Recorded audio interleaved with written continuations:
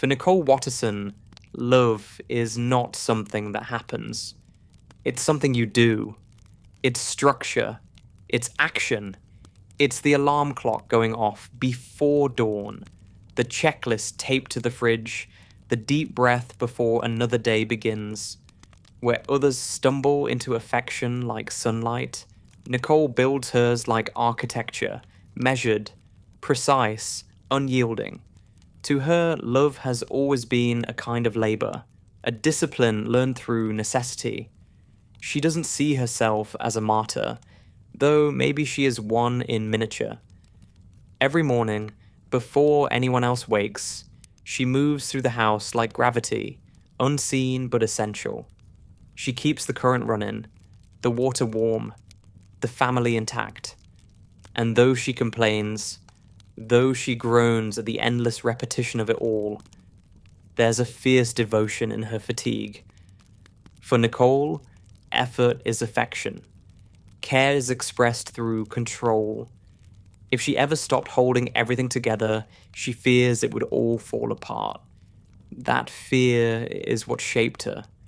Long before Elmore, long before Gumball, long before the house with the peeling paint and endless noise, there was a little girl who learned that the world doesn't reward softness. The world respects only those who never stop running. So she ran, faster, harder, longer than anyone else. Success became her armor, achievement her love language. The first time someone called her driven, she didn't realize they meant afraid. And yet, for all her control, Nicole's love is not cold. It burns. It burns through exhaustion, through failure, through every misstep her family makes. Her anger isn't hatred, it's devotion in disguise. When she yells at Gumball, it's not because she doesn't love him, it's because she loves him too much. Because she sees herself in his chaos and fears he'll inherit her pain without her resilience. Her discipline is a shield she holds over them all, even when it hurts. But control, no matter how noble, has its cost. Nicole's love exhausts her. Every problem she fixes leaves her emptier. Every success she achieves moves the bar higher. There's no finish line for someone who defines worth through doing. She builds walls around her tenderness because she's terrified of what will happen if she lets it rest. And in those quiet moments, when the house is finally still, when everyone else is asleep, she feels it. The ache. The loneliness of being the one who never collapses. Richard's softness both comforts and infuriates her because it represents the part of herself she buried to survive. His chaos is a mirror she refuses to look into. He lives without control, without fear of breaking things, and yet the world still holds him. That's what she envies, not his freedom, but his faith. Nicole doesn't trust the universe the way Richard does. She believes peace must be earned, love must be maintained, happiness must be guarded like a secret that could vanish if she ever relaxes her grip. There's a scene, not one written in any episode, but one that exists between them in spirit. Nicole stands in the doorway, watching her family laugh over dinner. The conversation is ridiculous, the jokes meaningless. They're making a mess. But she doesn't stop them. She just watches. For a moment her shoulders drop. The tension drains. She smiles. Small, real, tired. It's the look of someone who realizes, briefly, that love doesn't need management to survive. That sometimes the world will hold itself together even if she stops holding it. But that realization never lasts. By morning, she's back to lists and alarms, back to running, because beneath her strength is fear, not of failure, but of irrelevance. Nicole doesn't know who she is without the chaos to fix. Control gives her identity, love gives it purpose. Without both, she fears she'd dissolve. Her discipline then is not just protection, it's ritual. The way she keeps the world in order is the way she keeps herself from falling apart. Every argument resolved, every crisis managed, every bill paid is a small prayer against collapse. She doesn't expect gratitude. She only expects continuity. Her strength is invisible because she makes it look like the world was always supposed to work this way. And yet, beneath the noise, Nicole longs for softness. She dreams of slowing down, of mornings without urgency, of silence without guilt. But when those rare moments come, a lazy Sunday, a quiet night, she can't enjoy them. Stillness makes her anxious. Her body has forgotten how to rest. She's addicted to motion because motion keeps her from feeling too much.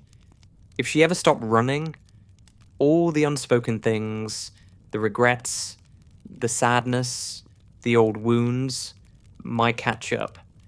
So she keeps going. That's the paradox of Nicole Watterson. Her love is both her salvation and her suffering. She builds the world she wants to live in, but it keeps her trapped. She can't stop giving because she doesn't know how to receive. And yet, she never stops trying. Her discipline of love is relentless, exhausting, divine.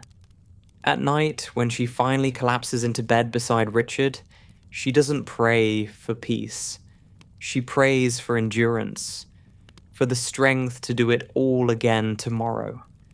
But somewhere deep inside, beneath all the layers of control, there's a small whisper that hopes one day she won't have to. That one day, she'll wake up and realize the world can survive without her holding it together. That love, when it's real, doesn't need to be managed, only trusted.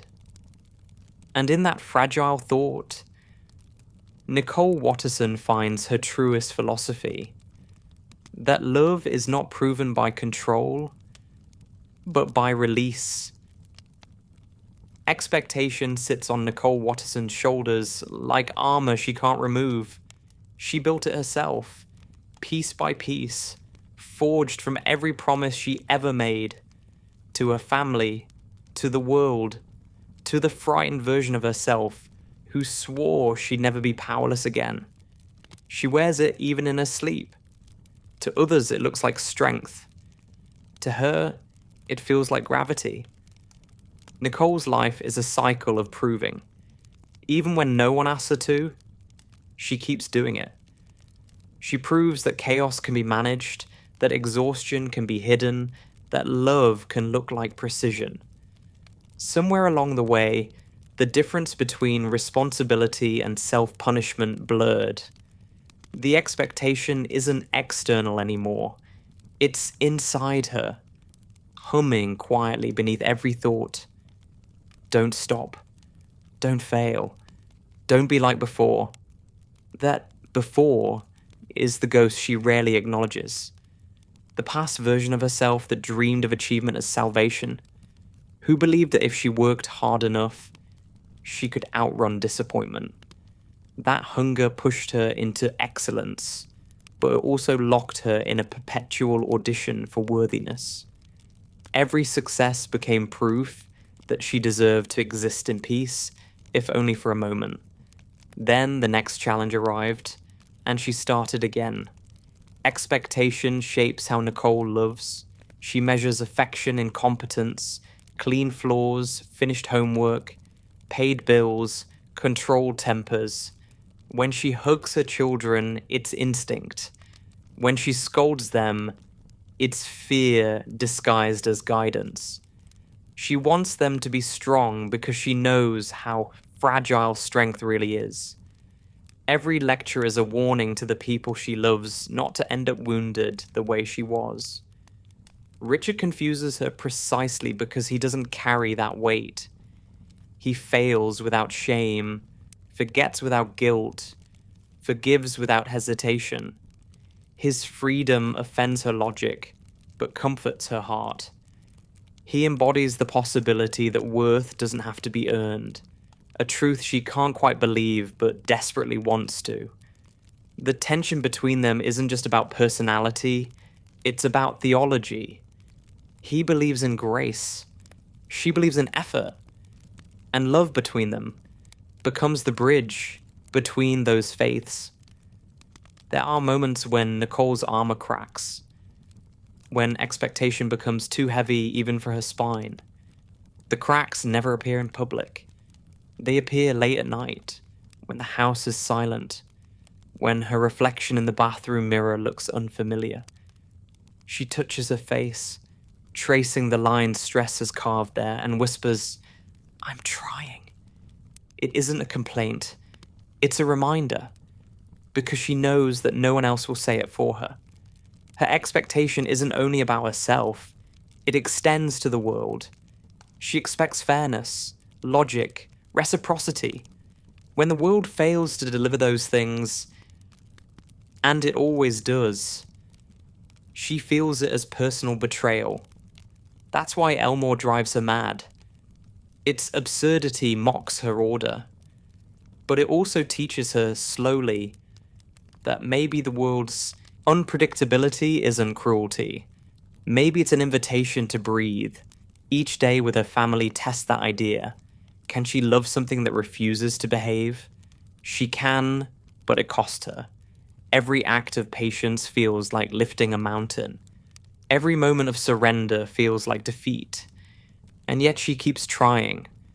Because she's learned that love, even when it's messy, is still the only thing heavier than expectation. And somehow, that weight feels right. There's a quiet scene that plays over and over in her life. Nicole sitting in the car after work, hands still on the steering wheel, engine off. She doesn't move for a long time. The silence presses in, full of undone lists and future tasks. She exhales once, deeply, and whispers, "They need me." It's both her comfort and her cage. Because they do need her, but she also needs permission not to be needed. Expectation isolates her from joy. She's so busy managing outcomes that she forgets to notice moments. The kids' laughter reaches her like sound through water. Beautiful, but distant. She's proud of them, terrified for them, endlessly planning for them, but rarely with them. That's what expectation steals first. Presence. The ability to sit inside a moment without calculating its worth. Sometimes she envies her younger self. The one who used to dream without structure, who wanted to be more than useful. That girl still lives somewhere inside her, quiet but alive, waiting for Nicole to remember that ambition was supposed to be freedom, not obligation. The tragedy of expectation is that it takes something born from hope and turns it into fear. Nicole feels that transformation every day, like a subtle ache behind her ribs. But expectation also gives her purpose. It's what gets her out of bed when exhaustion begs her to stop. It's what keeps her fighting when the world feels unfair. It's the force that shaped her into the mother her children rely on. She resents it, but she also knows she wouldn't survive without it. Her expectations, however heavy, have built a life. They've carved meaning from chaos, and maybe that's enough for now. In rare moments of peace, when she allows herself to sit beside Richard on the couch, when laughter replaces logistics, she feels the weight lift just slightly. For a breath or two, she's no longer holding the universe up. It's holding her. And every time that happens, she learns, imperceptibly, that maybe she doesn't have to earn every heartbeat. Maybe she's allowed to exist without proof. Still, by morning, the armor returns. She puts it on with her work clothes, her smile, her schedule. Expectation is both her weapon and her wound, and she carries it with grace. The discipline of love continues, steady as the sunrise. But inside, beneath the practiced calm, a gentler voice keeps whispering, "What if it's okay to stop trying so hard? What if love keeps existing even when you rest?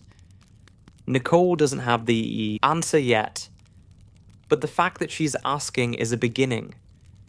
The weight hasn't left her, but she's starting to realize she can set it down sometimes. And in that realization, that brief, trembling permission to breathe, lies the seed of peace she's been chasing her whole life. Anger, for Nicole Watterson, isn't an eruption.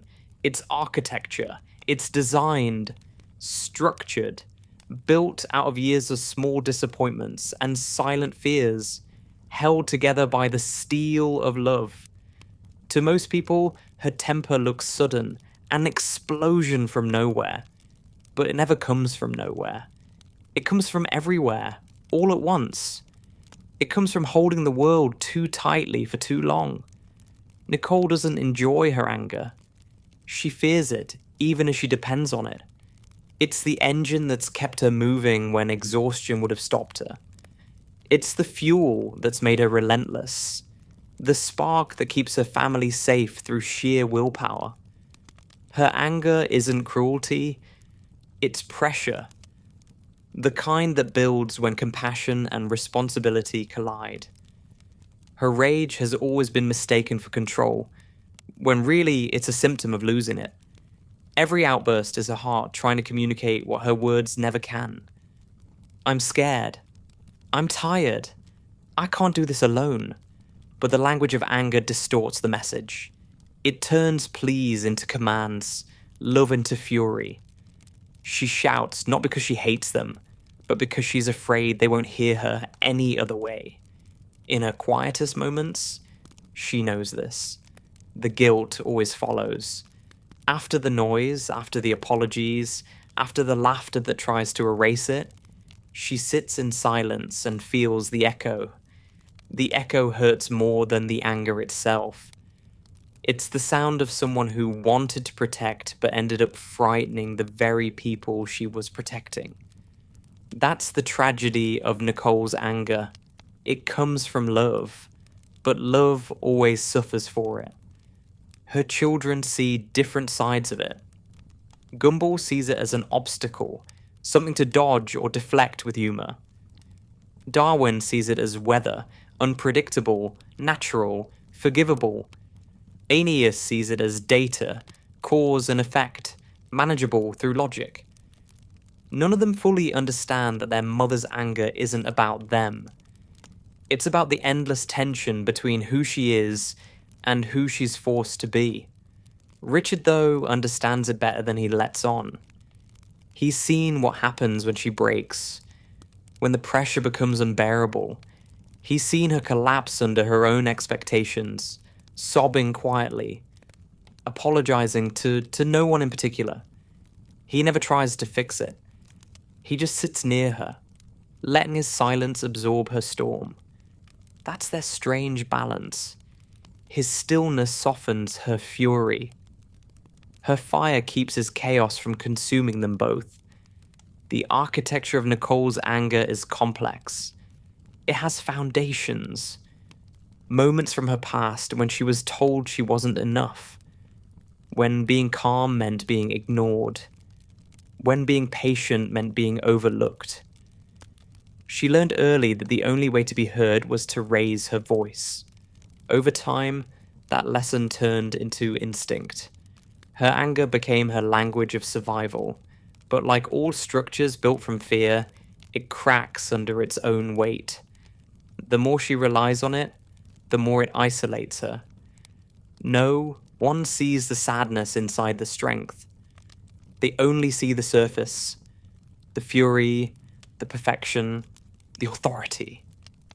Anger makes her powerful, but it also makes her lonely. You can't be held when everyone's afraid to touch you. Still, Nicole's anger is not without purpose.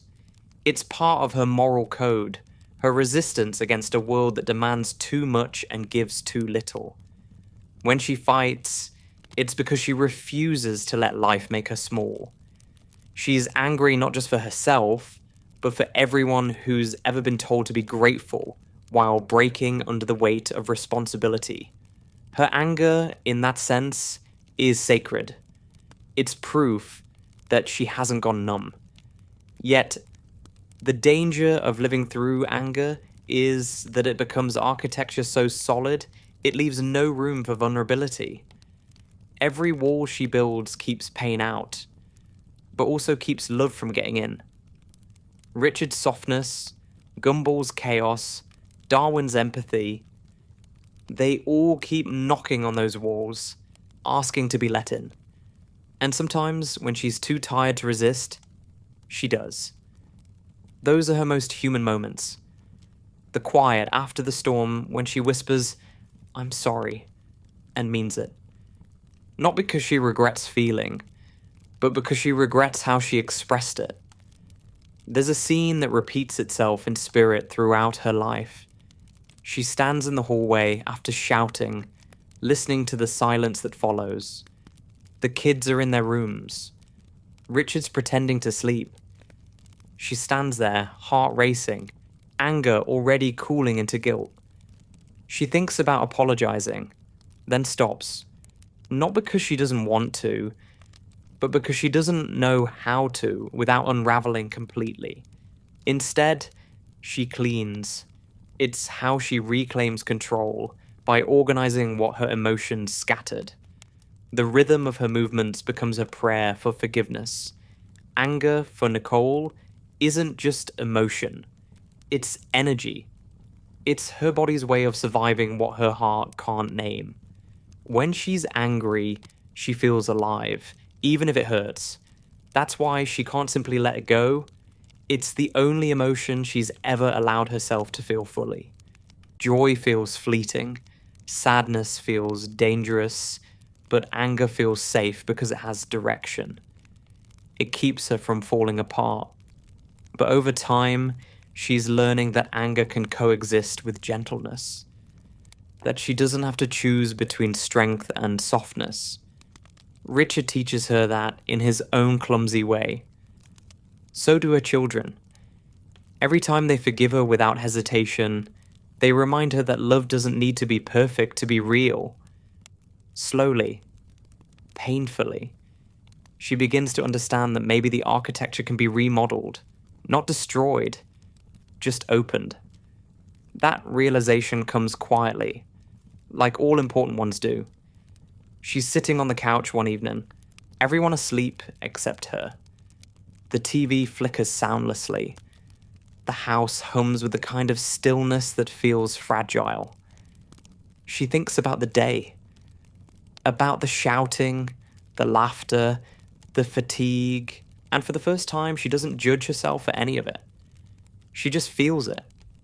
The anger, the guilt, the love, all coexisting without collision.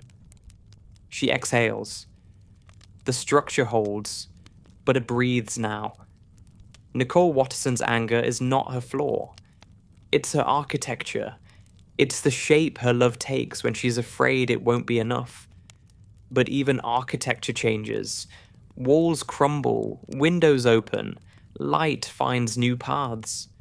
And somewhere within her, a new kind of strength is building. One that doesn't need to shout to be heard. Because maybe the truest form of control isn't about holding everything together. Maybe it's about trusting that even if it falls apart, she'll still be loved. Control has always been Nicole Watterson's compass. It gives her direction, identity, and purpose. She trusts it more than intuition, more than luck, more than rest. It's her safety net, her shield, her quiet addiction. But what she doesn't admit, not even to herself, is that control is fragile. It looks strong from the outside, the tight schedule, the perfect posture, the unshakable authority. But inside, it trembles. Because deep down, Nicole knows control is not the opposite of chaos. It's just fear with better posture. She learned that truth long before Elmore. As a child, she discovered that effort could bend reality, that enough discipline could make things fair. If she studied harder, if she ran faster, if she kept her emotions contained, the world would reward her. That belief kept her alive, but it also taught her a dangerous habit, confusing order with peace. So she built her world like a fortress, no loose edges, no unguarded moments, no room for collapse. But even fortresses have cracks. Every day, Nicole wakes up with a silent prayer that today will go according to plan. It never does. Elmore doesn't allow plans. Her family doesn't allow them. Gumball forgets his homework. Richard breaks the washing machine. Anais invents something dangerous. Darwin worries too much. Each failure tests her faith in control. Each moment threatens to unravel her carefully constructed order. She handles it the only way she knows how. Tighter grip, deeper breath, sharper tone. She moves faster, speaks louder, plans harder, but the harder she tries, the faster things slip away. That's the irony of control. The more you reach for it, the more it escapes. Like trying to hold water in your hands. The tighter the fist, the faster it drains. There's a quiet desperation behind Nicole's perfectionism. She's not trying to impress anyone anymore. She's trying to keep the ground from giving way. She's terrified of what would happen if she let go. Not because she doesn't trust her family, but because she doesn't trust the world to be kind. In her mind, vigilance is love. If she doesn't watch everything, something will break. If she doesn't fix everything, no one else will. Richard, in all his careless grace, challenges that belief every day. His chaos offends her logic, but also fascinates her. How can someone so unstructured still be loved? How can someone who plans nothing never fall apart? She resents him for it, but she also envies him. He exists in the freedom she fears.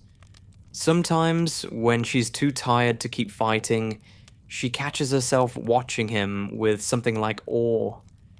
He doesn't control the world, he flows through it. And though it drives her mad, part of her wishes she could do the same.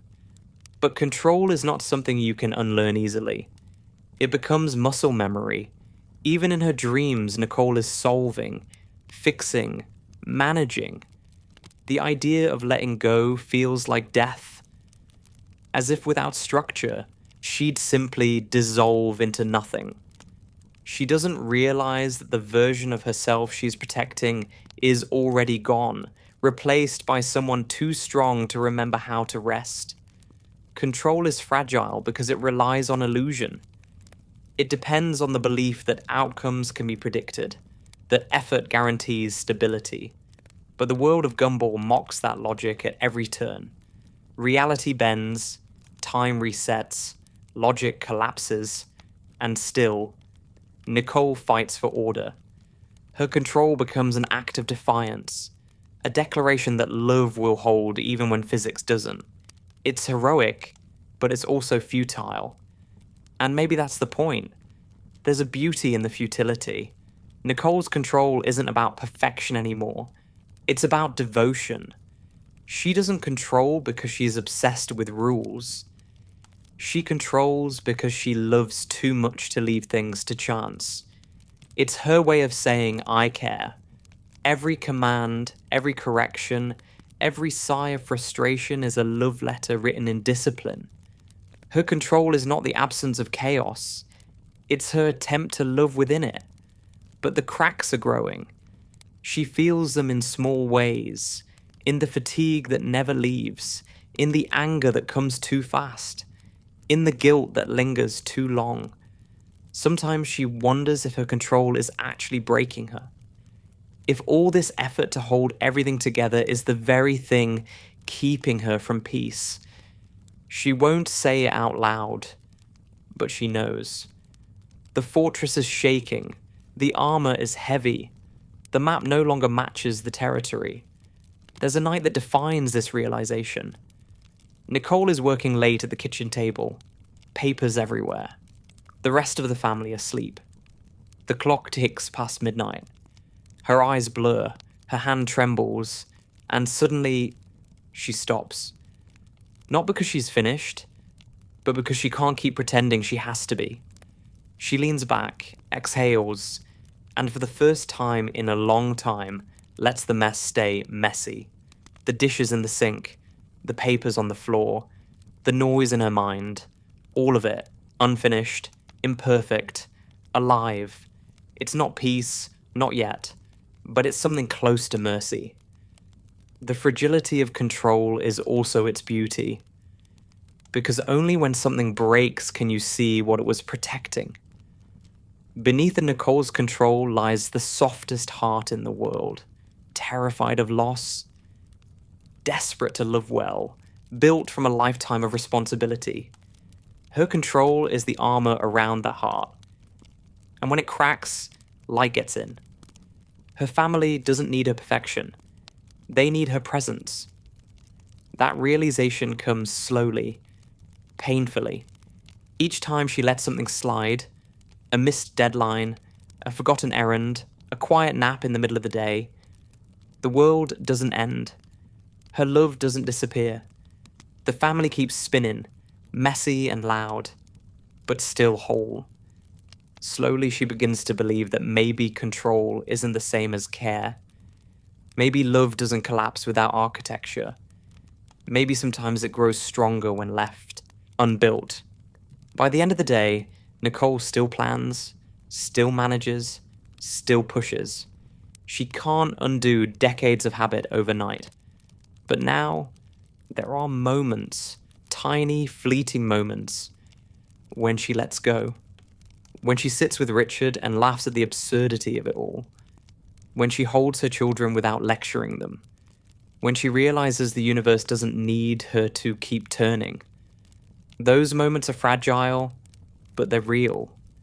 They're proof that letting go doesn't mean giving up.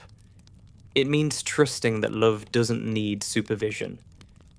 And maybe one day when she's ready, she'll stop confusing control with safety.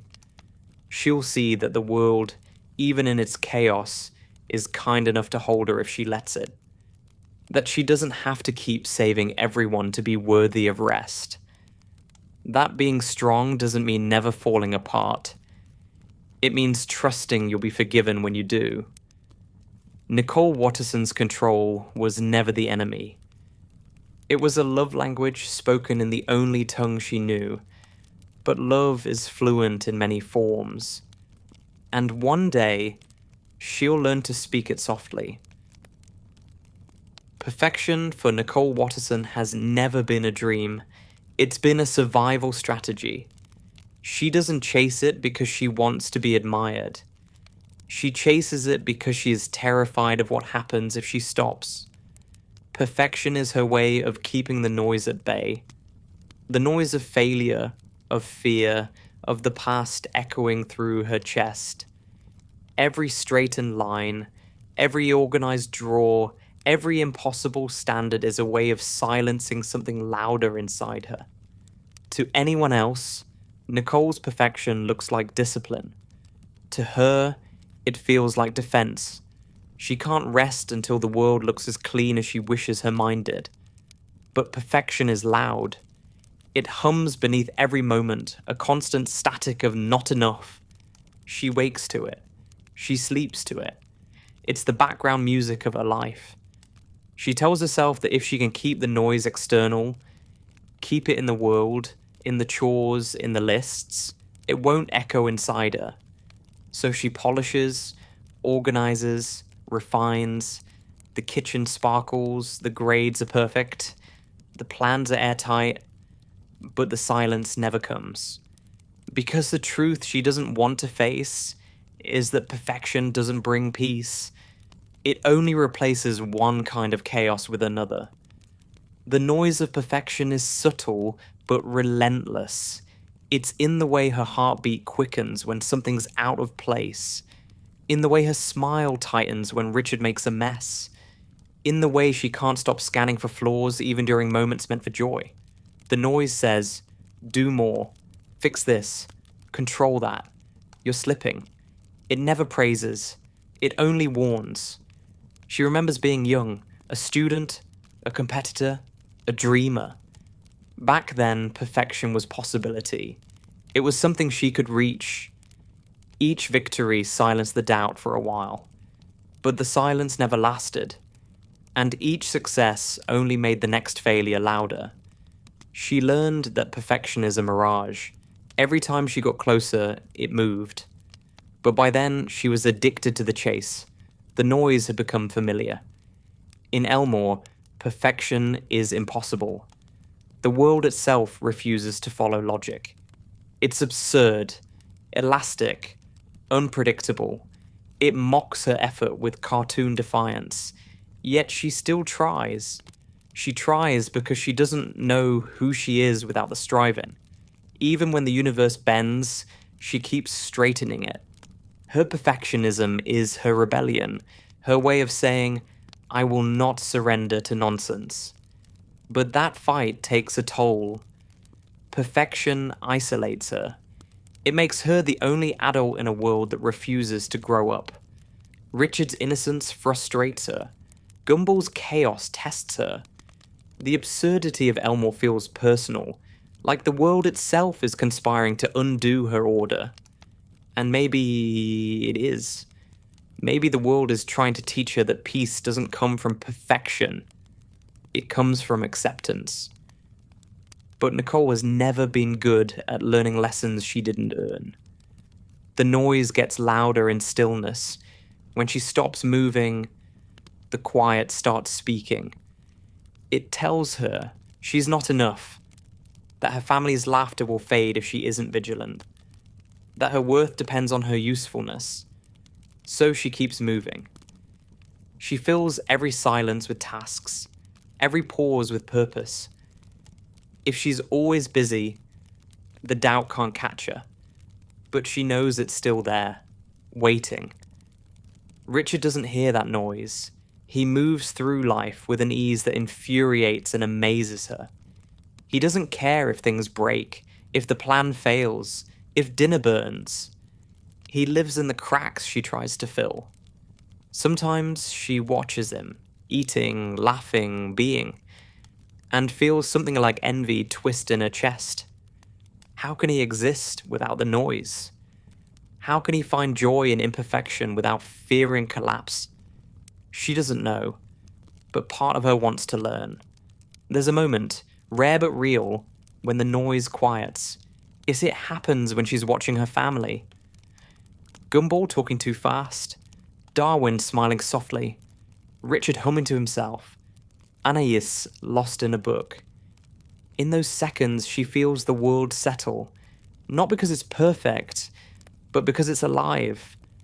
The mess, the laughter, the noise, all of it becomes beautiful. It's the only perfection that lasts, the kind that doesn't need to. Perfection's cruelty is that it promises safety, but delivers exhaustion. Nicole's body knows this before her mind does. The tension in her shoulders, the headaches, the sleepless nights, all signs that the armor she wears has started to sink into her bones. She's tired of being unbreakable, but breaking feels like failure, so she endures. The noise of perfection doesn't just come from inside her, it's echoed by the world. Society praises her for it. You're amazing, they say. You do everything. But praise is another chain. It keeps her performing, keeps her pretending that strength doesn't hurt. The world loves women like Nicole until they stop smiling, until they stop holding everything together. Then it calls them cold, difficult, angry. So she stays perfect, because imperfection is punished more than pain. But there's something radical about imperfection. Something healing. She begins to realize this through her children. Gumball's mistakes are constant, but he laughs through them. Darwin forgives everyone. Anais accepts limits even as she surpasses them. Her family doesn't chase perfection. They live despite it. Watching them, Nicole starts to wonder if Her perfection has actually been keeping her apart from the very people she's trying to protect. There's a scene in her life that repeats with quiet significance. She's cleaning the kitchen after dinner. The kids are upstairs. Richard's watching TV. She drops a glass. It shatters. Normally she'd flinch, sigh, curse, clean it immediately. But tonight, she doesn't. She stares at it. The broken reflection of light in the shards. The silence that follows. Something inside her softens. The world didn't end. Nothing collapsed. She laughs, just once quietly, and leaves the mess for tomorrow. For the first time, imperfection feels peaceful. That's the paradox she's learning to live with. Perfection is noise, but imperfection can be music. The sound of a life unedited. The sound of breath, laughter, mistakes, all coexisting in harmony. The sound of being human without apology. At the end of the day, when she lies in bed, the noise still lingers. The mental lists, the unfinished tasks, the guilt. But sometimes, just before she falls asleep, she lets herself believe that she's done enough. That maybe perfection was never the goal.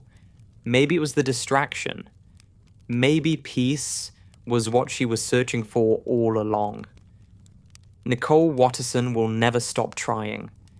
It's who she is. But slowly, she's learning that perfection doesn't need to be chased to be felt. Sometimes it's already there, in the laughter echoing from the other room, in the imperfect warmth of a family that loves her despite the cracks. And in those rare, quiet nights, when she lets the dishes stay in the sink and the plans go unfinished, she finally hears what's been hiding beneath the noise all along.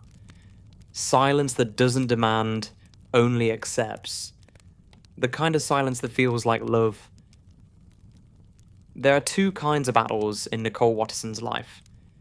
The ones the world sees, and the ones she fights in silence. The loud ones, the shouting, the chaos, the exhaustion, are easy to name. But the real war, the one that defines her, is the one she wages quietly. The war between who she is and who she feels she has to be. On the outside, Nicole looks like victory. She's the center of the Watterson universe, decisive, reliable, unbreakable, the one who knows what to do when everyone else falls apart. But inside, there's another Nicole, the one who's constantly negotiating with herself, the one who whispers, "You're doing enough," and the other who replies, "Not yet." That conflict never really ends. It's not dramatic, but it's constant. It hums beneath every smile, every sigh, every act of care. The quiet war began long before she had a family. It started the first time she realized that love wasn't guaranteed, that she'd have to earn it. That realization turned survival into strategy. Every good grade, every perfect answer, every extra hour of work became a shield. But you can only live in armor for so long before it fuses with your skin. The war stopped being about proving herself to others and became about silencing the fear that she wasn't enough. In Elmore, that fear takes new shapes. It's not about competition anymore. It's about responsibility. Her family depends on her. The bills, the stability, the order, all of it rests on her ability to endure. No one asks her to carry that weight, but she carries it anyway. She tells herself that's what strength is. But strength, as she's learning, can become a cage when it doesn't know when to rest. The quiet war manifests in the smallest moments. When Gumball does something reckless and she feels anger rise faster than breath, it's not just anger at him, it's anger at herself for failing to prevent it. When Richard forgets something, she doesn't just sigh because it's inconvenient. She sighs because part of her envies his ability to forget. When Anais questions her decisions, Nicole feels a flicker of guilt. Not because she's wrong, but because she's tired of always needing to be right. She's fighting to keep her world together, but she's also fighting to keep herself from disappearing into that role completely. The Quiet War is about boundaries, about learning where she ends and her duty begins. It's a war fought in sighs and pauses, in the still moments when she almost allows herself to stop caring so much. But she never fully does. She can't. The world has taught her too well that stillness is dangerous. There are moments, though, when the war softens, when she's sitting at the kitchen table with her family, listening to their nonsense, feeling herself laugh without planning it. For a few seconds, she forgets to fight. The armor drops. The noise quiets. She's just there. No expectations, no performance, just a human being surrounded by people who love her more than they understand her. That's what peace feels like to Nicole. Brief, fragile, real, but peace is foreign to her. It doesn't feel safe. The absence of tension makes her uneasy, as if the silence before the next storm. She doesn't know how to exist without the hum of responsibility. The Quiet War has trained her to brace for impact, even when nothing's coming. Relaxation feels like vulnerability, and vulnerability feels like danger. Richard doesn't understand this war, not fully. His peace is instinctive, not earned. He lives without armor because he never built any. He thinks rest is natural. For Nicole, rest feels like surrender. That difference defines them. He thinks she needs to calm down. She thinks he doesn't understand the stakes. But underneath it all, they love each other for what the other can't be. His softness gives her permission to breathe. Her structure gives his chaos meaning. Together they balance, even when they frustrate. Nicole's Quiet War is not against others. It's against the fear of being seen as weak. The world doesn't reward women like her for softness. It calls them emotional, dramatic, too much. So she hides her breakdowns behind closed doors. She screams into pillows instead of people. She apologizes for crying. She rebuilds herself before anyone notices she cracked. The world sees composure. It never sees the cost. But every war has fatigue. And fatigue always finds a way to speak. In her, it speaks through small moments. The way she stares at nothing for a few seconds too long. The way she rubs her temples before answering. The way her voice trembles right before she composes it. These are the battle scars no one applauds. The exhaustion of someone who wins every day but doesn't remember why. There's a night she remembers vividly, not because of what happened, but because of what didn't. The family was asleep. The house was quiet. She sat in the dark living room, no TV, no phone, no noise. Just her and the sound of her own breathing. For once, she didn't plan, didn't organize, didn't fix. She just sat. At first, it felt wrong, like she was wasting time. Then, slowly, it felt right. For that 1 hour, she stopped fighting the quiet. And in that fragile stillness, she realized the war wasn't between her and the world. It was between her and her own heart. She's not sure when the war will end, or if it ever truly can. Maybe peace, for someone like Nicole, isn't the absence of struggle. Maybe it's learning how to fight differently. To trade the war for a dance, to let the armor breathe, to stop seeing every imperfection as proof of failure. The Quiet War continues, but now it has truce days. Days when she lets herself be loved instead of needed. Days when she lets Richard cook, even if he burns it. Days when she listens to her children without correcting them.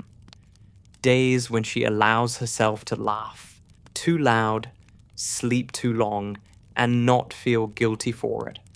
These moments don't erase the war, but they give it meaning. Because maybe the point was never to win. Maybe it was to learn that she could lay down her weapons and still be worthy of love. At the end of the day, when the world finally stills, Nicole sits by the window, looking out into the quiet streets of Elmore. The lights shimmer faintly, the air hums softly. For once, she doesn't think about what tomorrow will demand. She just watches. The war inside her hasn't disappeared, but it's gentle tonight. Not a battle, just a reminder that strength doesn't always roar. Sometimes it sighs. Nicole Watterson's war will never be famous. It doesn't end with triumph or tragedy. It ends every night she allows herself to rest. It ends every time she believes that survival is not her only purpose. It ends when she realizes that being human, flawed, tired, tender, is enough. Strength is supposed to protect you. That's what Nicole Watterson once believed. That if she built herself strong enough, nothing could touch her. That strength could shield her from pain, from disappointment, from the chaos that life insists on bringing. But what she learned, quietly over the years, is that strength doesn't always keep the world out. Sometimes it just keeps everyone else from getting in. For Nicole, strength began as necessity. It wasn't born from ego or pride. It was survival. When the world demanded too much, she met every demand with more effort, more focus, more will. She didn't build her strength in comfort. She built it in the ache of always being the one who had to stand up when everyone else sat down. And because no one questioned her ability, she stopped questioning it too. She became the unmovable one, the dependable one, the one who doesn't break. But the problem with being unbreakable is that no one thinks to hold you. That's the loneliness of strength, the kind that hides behind competence, that smiles through exhaustion, that keeps saying, "I'm fine," because the alternative feels dangerous. Nicole has worn that mask for so long it sometimes feels like her real face. It's easier to carry the world than to admit she's tired of it.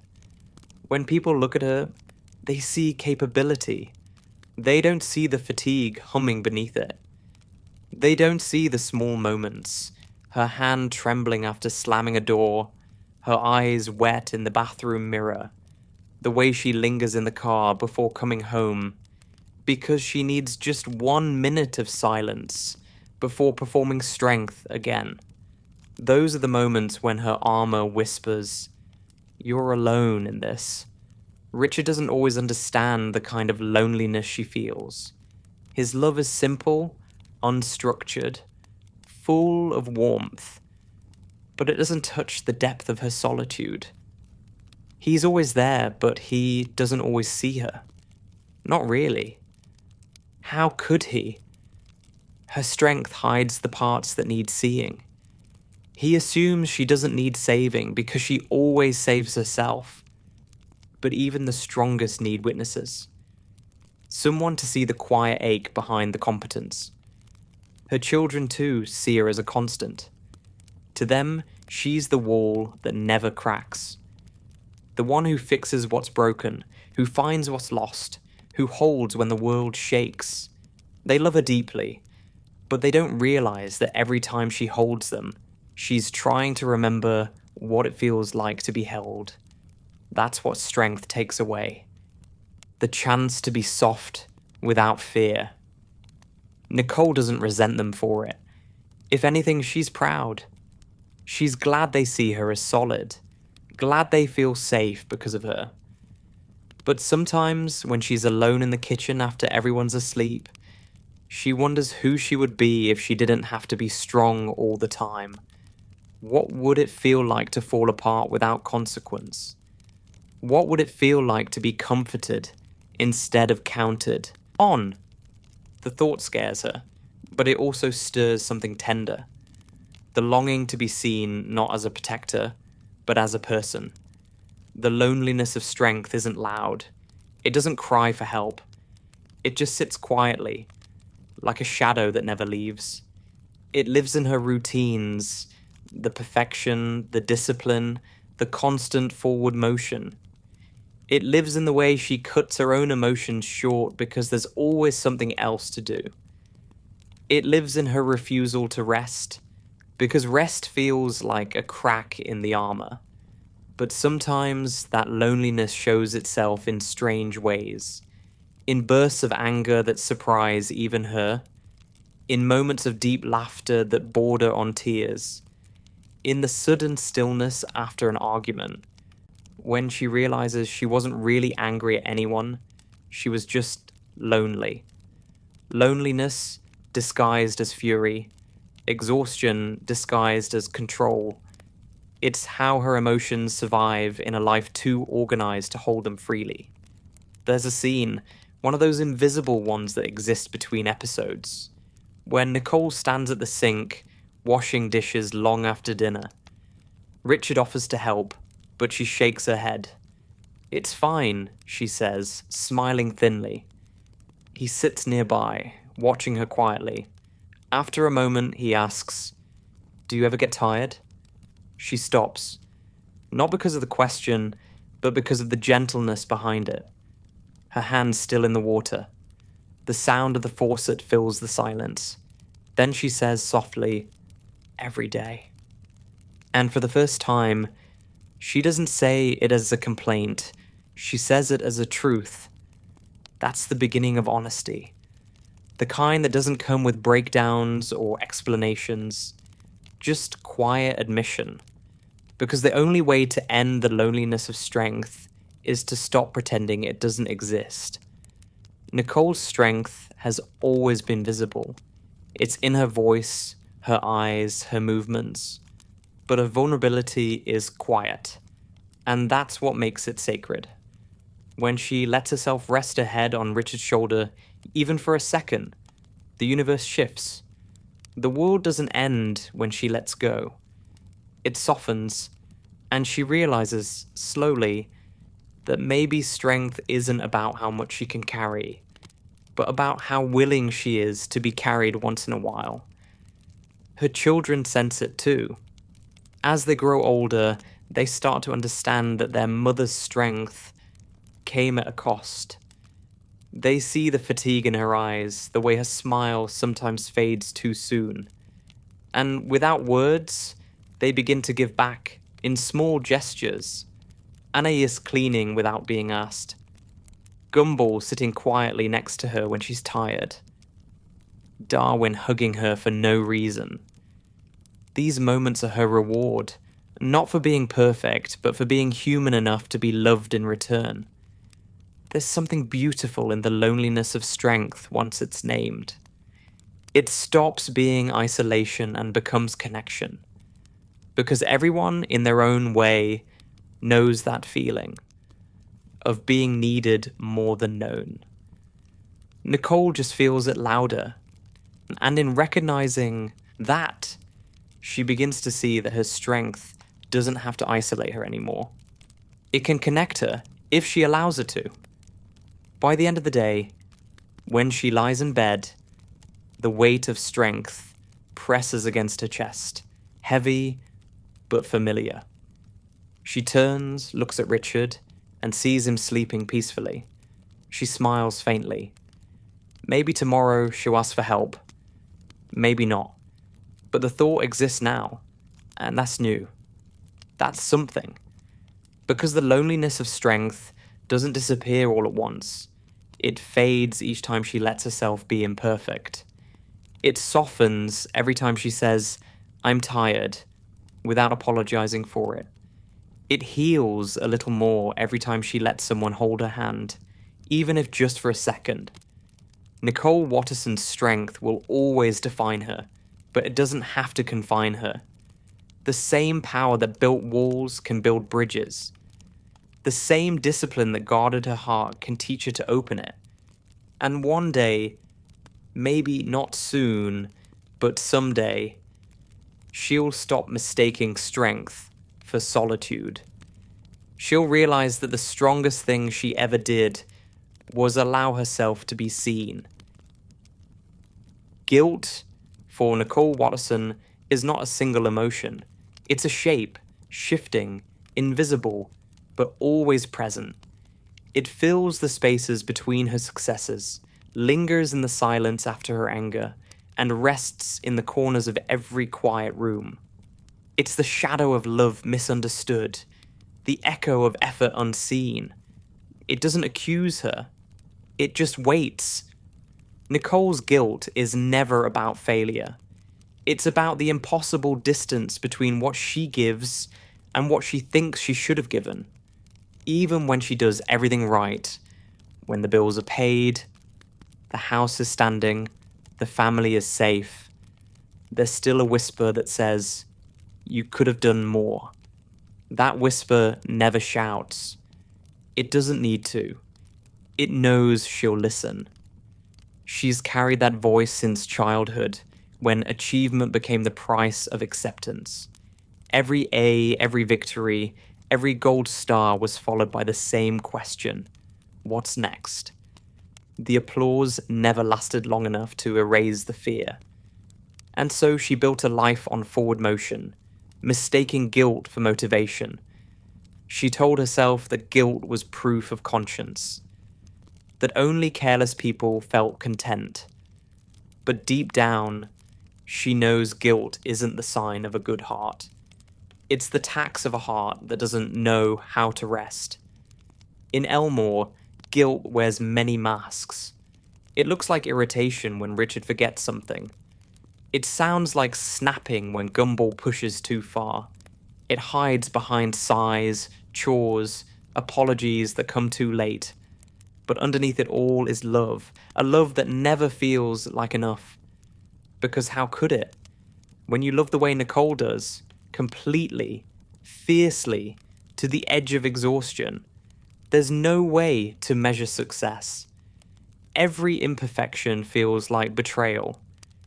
Every moment of weakness feels like proof that she's failing at the only thing that matters, keeping her family safe, happy, and whole. Her guilt is often quiet, but sometimes it breaks through the surface in small, painful ways. She'll raise her voice, then hate herself for it. She'll see the hurt in her children's eyes and feel her own heart fracture. She'll apologize, mean it, and still feel like it isn't enough. Because apologies fix the moment, but they don't erase the memory. And Nicole remembers everything. Richard's forgiveness should make it easier, but it doesn't. His kindness is too effortless. He forgives before she finishes the sentence, before she forgives herself. His peace frustrates her because it feels unearned. How can he let go so easily when she can't? She envies that lightness. She wants to believe in it, but she's lived too long under the weight of guilt to imagine life without it. There's a strange paradox in Nicole's guilt. It's born from love, but it keeps her from feeling loved. She gives endlessly, then questions whether she's given enough. She demands perfection, not because she wants control, but because she wants redemption. Every clean kitchen, every completed task, every solved problem is an apology in disguise. An attempt to make up for the things she can't fix with words. The shape of her guilt changes depending on the day.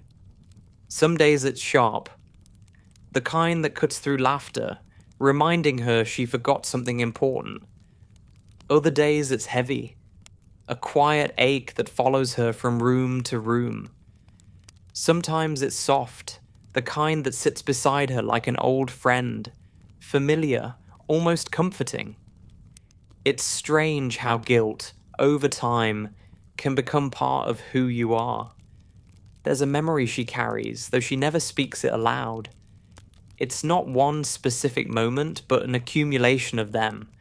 All the times she pushed too hard, said too much, or wasn't there when someone needed her. They blend together into a single feeling.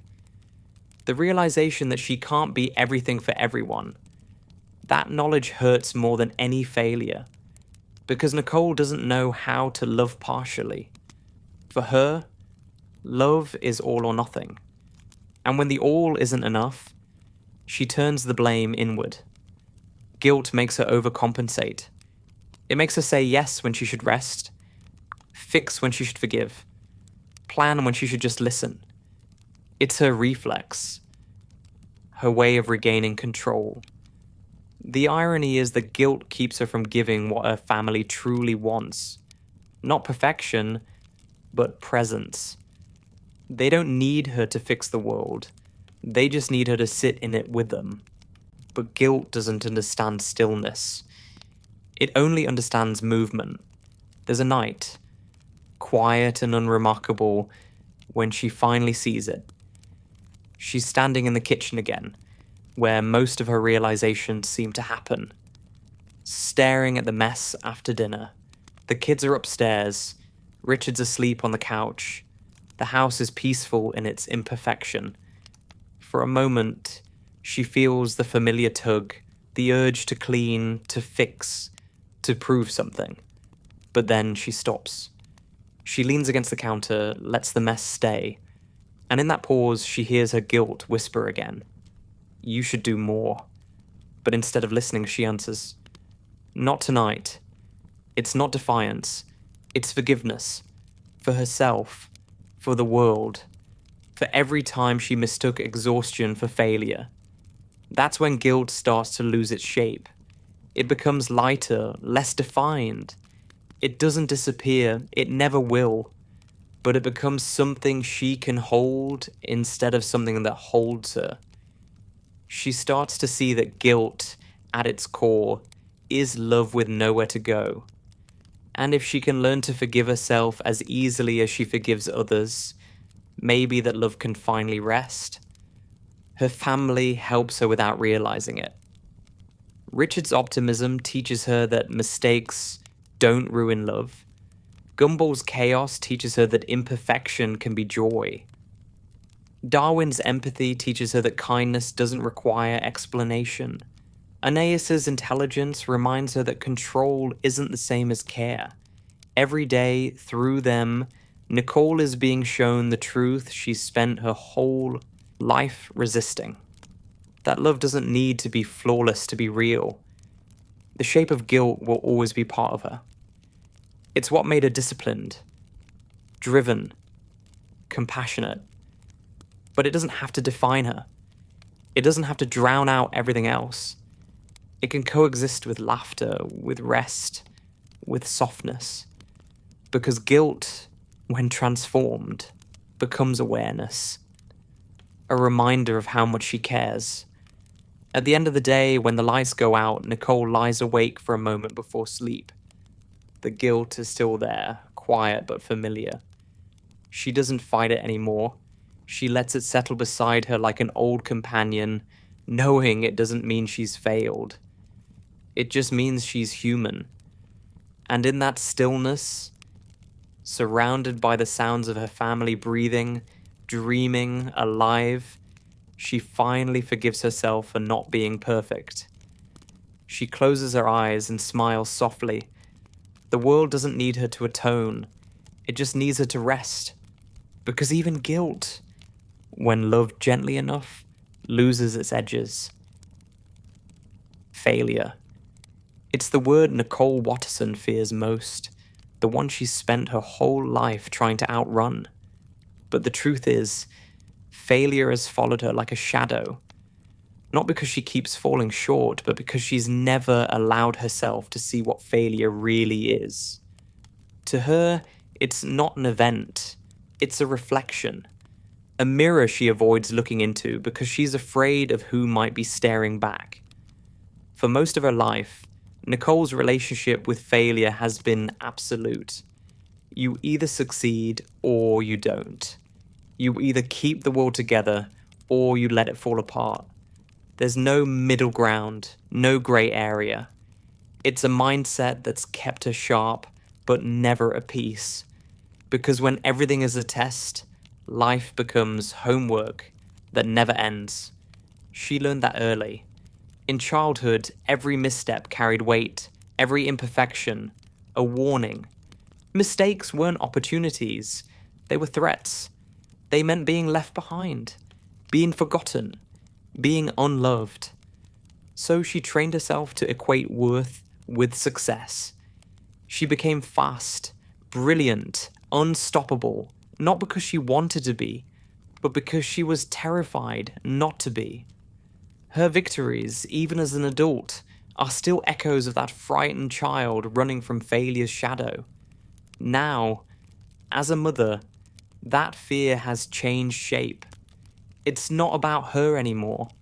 It's about her family. She fears failure as a parent more than anything. The thought that she could somehow hurt them, disappoint them, or fail to prepare them for the world. Every raised voice, every forgotten moment of kindness becomes evidence in her private trial against herself. The mirror of failure isn't glass, it's memory. It shows her all the moments she wishes she could rewrite, the harsh words, the impatient sighs, the times she was too tired to listen.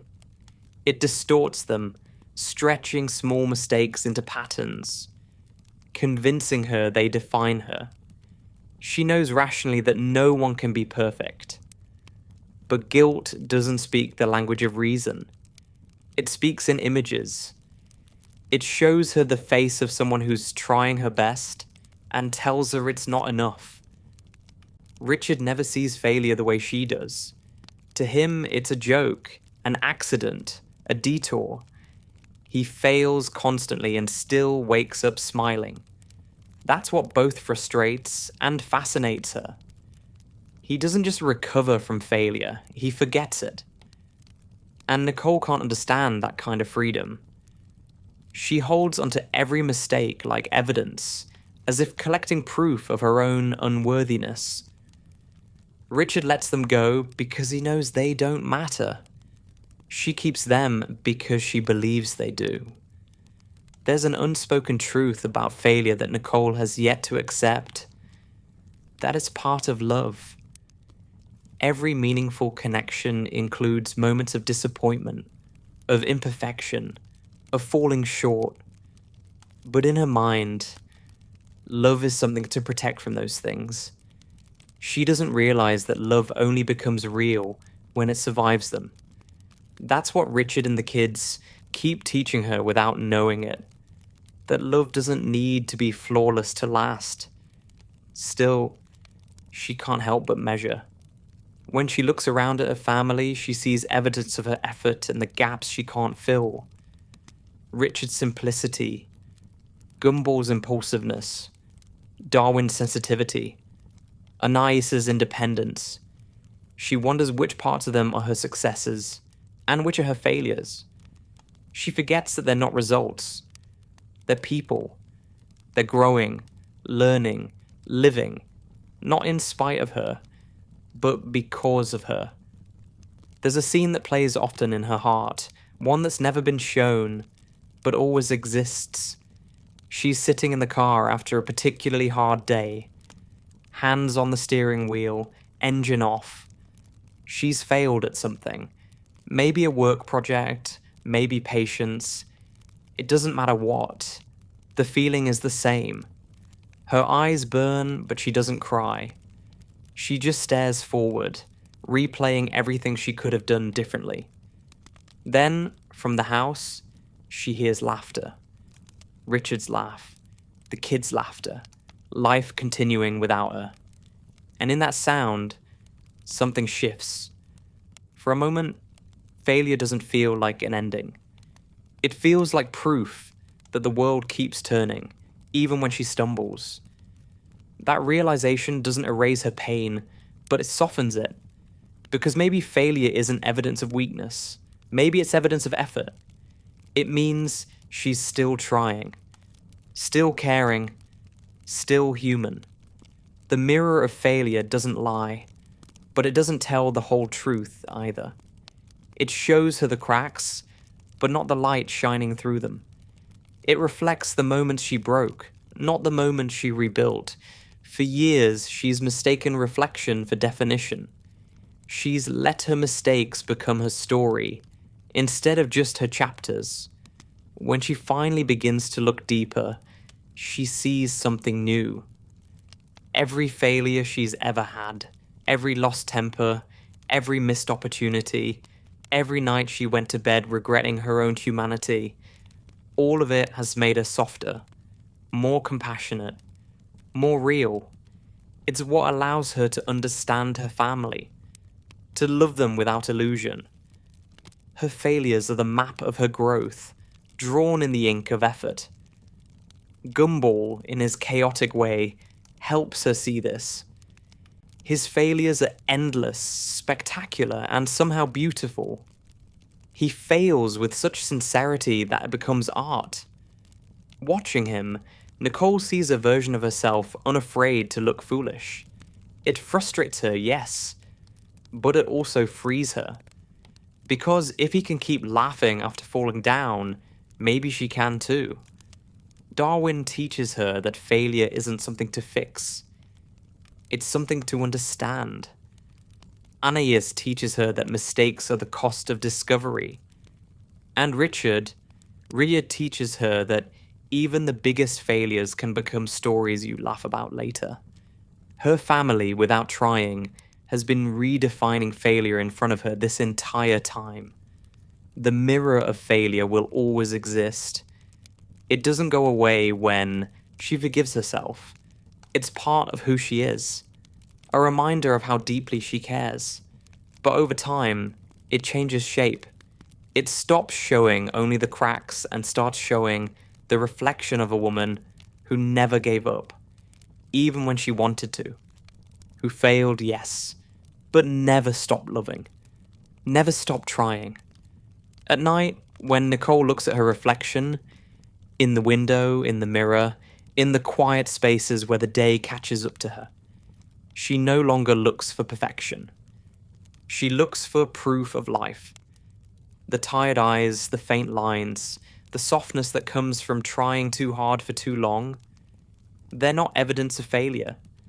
They're the record of a life fully lived. She smiles at herself, not out of pride, but out of relief, because for the first time, she sees that failure didn't make her weaker. It made her kind. It made her human. It made her real. And as she turns off the light and walks toward bed, she finally understands the truth she's been running from her whole life. Failure isn't the opposite of success. It's the soil where strength grows. Love, for Nicole Watterson, has always been an act of balance, not between good and bad, but between holding on and letting go, between giving everything and leaving something for herself, between strength and surrender. She's never loved lightly. She doesn't know how. Every piece of affection she gives carries the full weight of her being. Deliberate, fierce, almost sacred. But love that heavy needs balance, or it turns into gravity. And Nicole has spent most of her life learning how to keep love from collapsing under its own intensity. To her, love has always been something you do. It's action, maintenance, proof. It's making breakfast before anyone wakes, staying up late to fix what's broken, remembering what everyone else forgets. It's devotion in motion. She doesn't see love as words or gestures. She sees it as infrastructure, the invisible system that keeps the house from falling apart. Richard's chaos may fill the air, but it's Nicole's care that keeps the world spinning. Yet, even as she builds, love wears her down. Because when you're the foundation, you don't get to rest. The house stands because you never stop holding it. There's a tenderness in that, but also a loneliness. Nicole has spent years equating stability with love, but in doing so, she's forgotten that love isn't supposed to be a job. It's supposed to be shared. That's what balance means. Not equal work, but equal trust. The belief that she doesn't have to earn the right to rest. That she can let someone else carry the world for a while. But trust is hard for her. The idea of letting go doesn't feel like relief. It feels like danger. Control has been her way of loving for so long that release feels like abandonment. She doesn't yet know how to be loved without performing for it. Richard tries, in his own quiet ways, to show her. His love is clumsy but pure, a constant, unfiltered presence. He doesn't love her because of what she does. He loves her because she exists. And though she rolls her eyes at his simplicity, that's what she envies most, the ease of his affection. He loves like breathing, automatic, uncalculated. Nicole loves like architecture, designed, built, reinforced. But deep down, she longs for his kind of love, the kind that doesn't need blueprints. The balance of love for Nicole isn't just about romance. It's about how she holds everyone.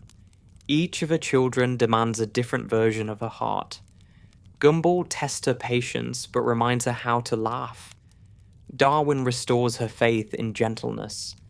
Anais challenges her to stay sharp, to never lose her edge. With each of them, she finds a different language for love, one that stretches her limits but also heals her. She learns that love doesn't need to be the same to be equal. That fairness isn't sameness, it's attention. But balance isn't easy. Some days she tips too far toward control, correcting too quickly, speaking too sharply, loving too loudly. Other days, she swings the other way, too soft, too tired, too absent. Each imbalance becomes another lesson in the impossibility of perfect love.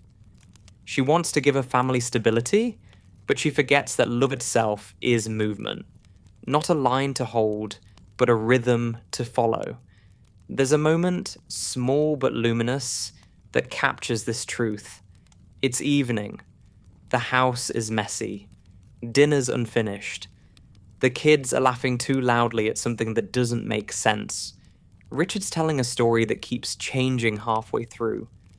Nicole feels the familiar frustration rising. The noise, the disarray, the lack of control. She opens her mouth to scold them, but then stops.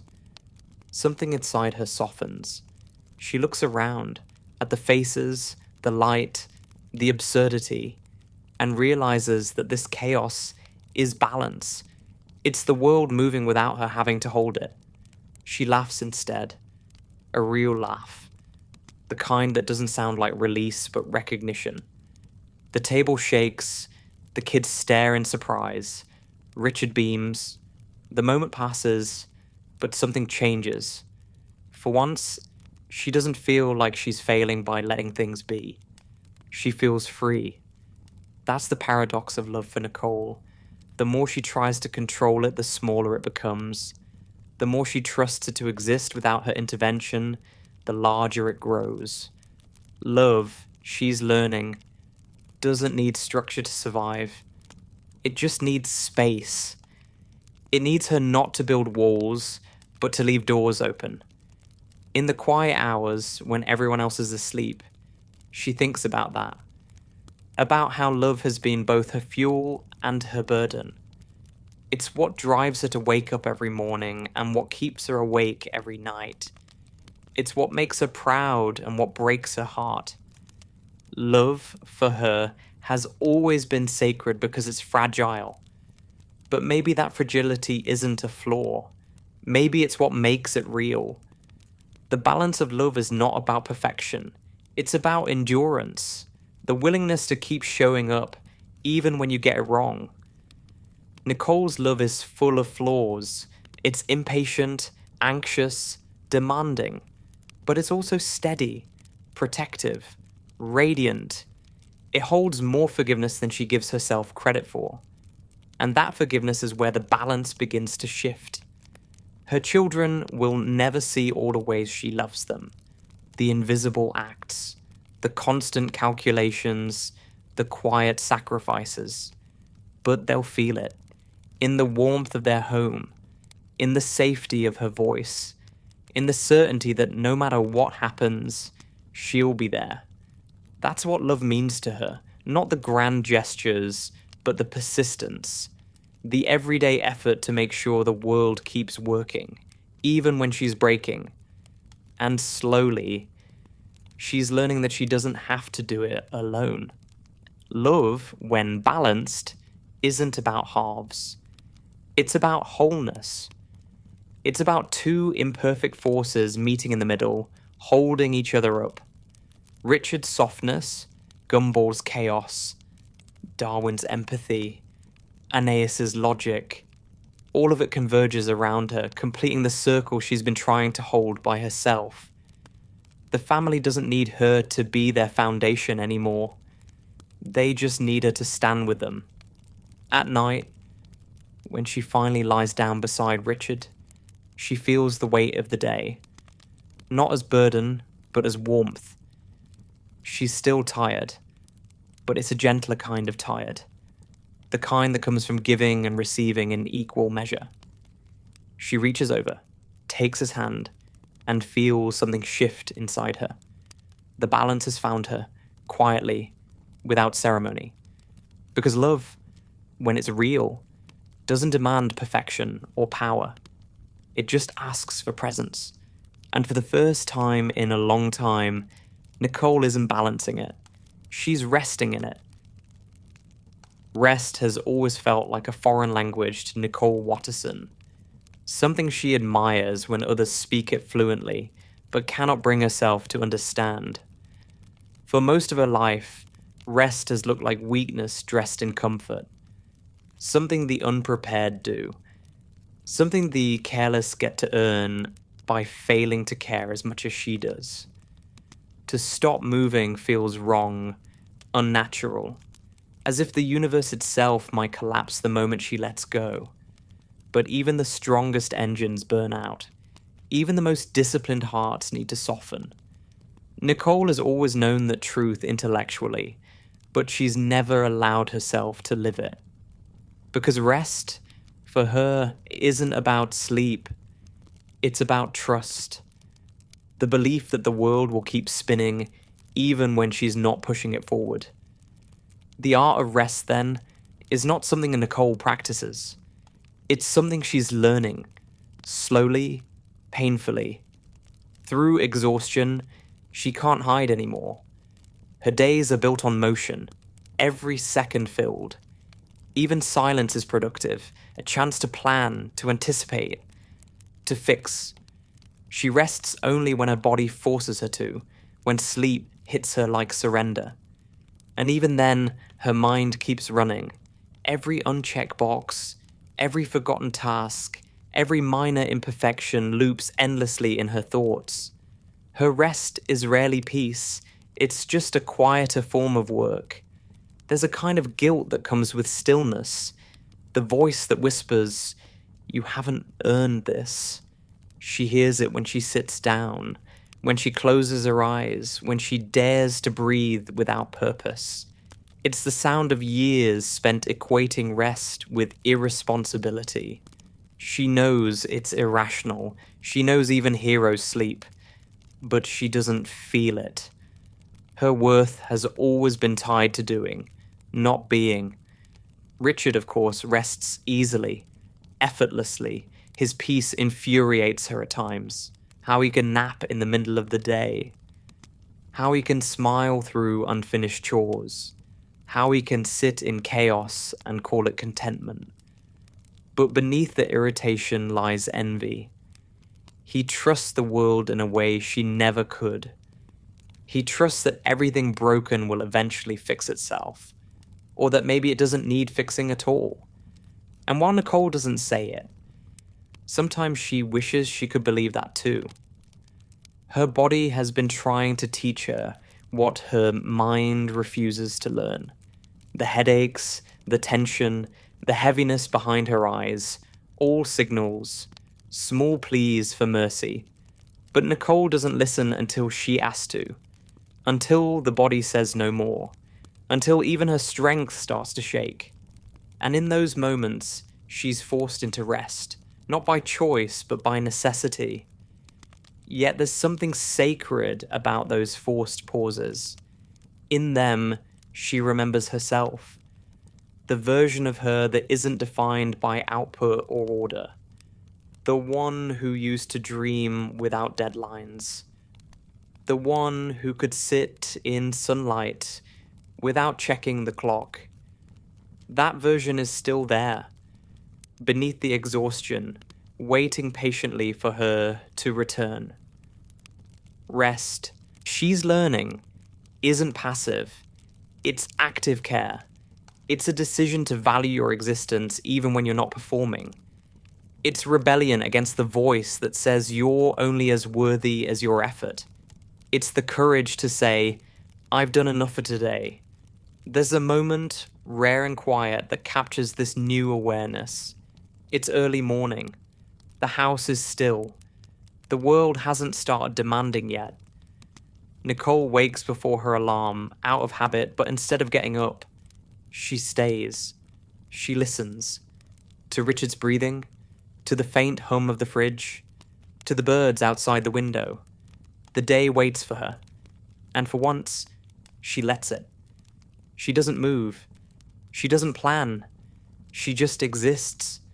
The stillness feels strange at first, uncomfortable, unfamiliar, but then something shifts. The quiet stops being heavy. It becomes warm. That's what rest really is. Not sleep, not escape, but warmth. A kind of homecoming to yourself. Nicole's art of rest is imperfect. She doesn't master it. She forgets it as often as she remembers. But the act of trying changes her. It softens the edges. She starts to leave some tasks unfinished without punishment. She starts to forgive herself for naps, for missed deadlines, for slow mornings.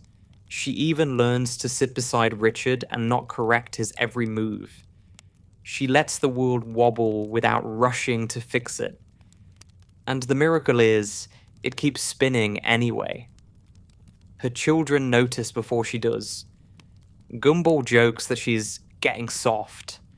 Darwin smiles and says nothing. He understands that softness doesn't mean weakness. And Anais, always observant, studies her mother's quiet transformation and files it away as proof that even the most disciplined hearts can evolve. Through them, Nicole learns another truth. Rest isn't selfish. It's communal. Every time she slows down, the family does too. The air changes. The house feels less tense, more alive. Her rest becomes permission for everyone else to rest too.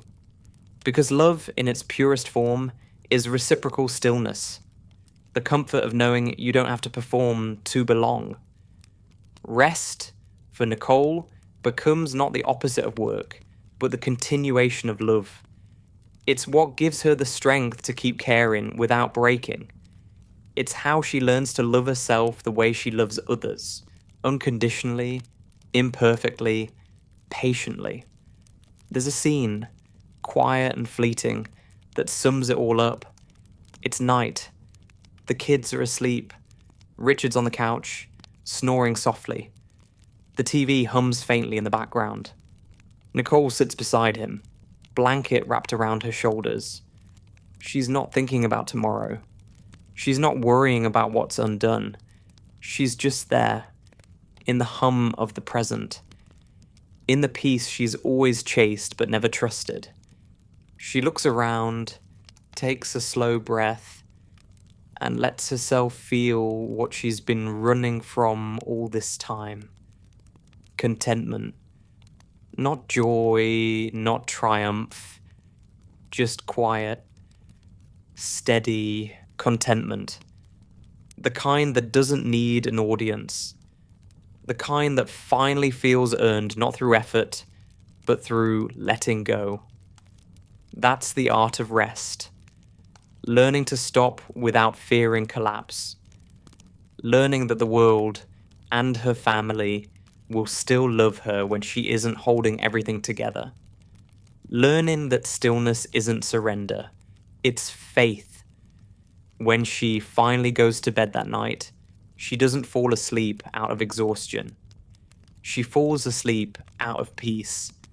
And for the first time in a long time, she dreams not of running, but of standing still. All her life, Nicole Watterson has moved towards something, away from something, through everything. Motion has always been her language. The sound of footsteps in the morning, the rhythm of work, the endless pursuit of better. She never stopped striving because she believed that was what kept her alive. But there comes a moment, subtle and sacred, when striving loses its purpose, not because she has nothing left to reach for, but because she's finally learned how to be still without guilt. The end of striving isn't a collapse, it's a realization. For Nicole, that realization doesn't arrive dramatically. It comes quietly, the way most truths do, in the middle of an ordinary day. She's driving home from work, the sky painted with the dull gold of early evening. The world feels slower, softer. She's tired, but not in the frantic way she used to be. This tiredness feels honest, earned. She turns off the radio and lets the silence fill the car. For once, it doesn't feel like pressure. It feels like peace. For years, she believed her worth lived in what she accomplished. Every task, every solved problem, every act of control was a way of proving she deserved the space she took up in the world. But somewhere along the way, she's begun to see the truth. There's no finish line, no invisible judge, no scoreboard keeping track of how hard she's tried. The only one she ever had to prove anything to was herself. And she's tired of being her own opponent. That's what the end of striving feels like. Not the absence of ambition, but the absence of punishment. It's waking up and realizing she doesn't have to earn her own love anymore. The house greets her when she arrives. Not perfect, but alive. There's noise spilling out of the living room, laughter tangled with nonsense. Gumball is probably arguing with Darwin about something meaningless. Anais is sighing in quiet superiority. Richard is smiling at all of it like he understands a joke no one told. Nicole pauses at the door. For a moment, she doesn't enter. She just watches. The chaos she used to see as proof of her failure now feels like the clearest sign of her success. They're happy. They're alive. They're fine. She breathes in slowly. And then, for the first time in a long time, she doesn't feel like fixing anything. The end of striving doesn't mean apathy. Nicole still cares. Deeply. She still wants her family to thrive. Still wants to do well. Still wants to grow. But now, she understands that effort and striving aren't the same thing. Effort is love. Striving is fear. Effort says, I want to make things better.